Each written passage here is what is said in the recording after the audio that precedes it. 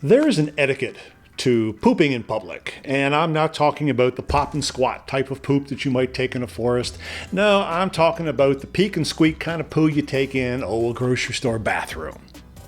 Now, for starters, there are 3 little bits of information you need to know. A, you need to find a stall that has the smallest gaps between the door and the wall.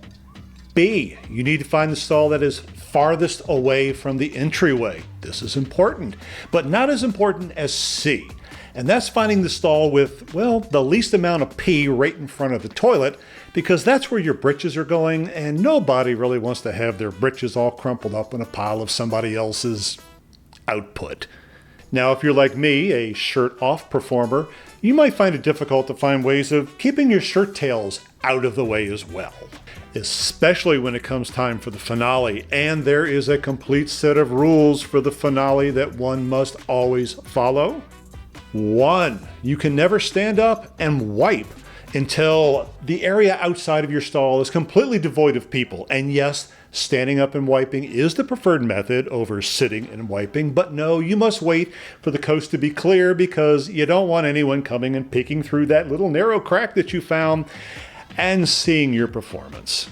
Number 2, you got to use sound as a distraction. Now, the first roll of wadded paper that you create, you're not going to be able to disguise that much, but here's a pro tip. When you're creating that second giganto ball of wiping ability, use the first flush from the toilet. That sound will mask the 73 yards of toilet paper that you're just pulling off of the roll.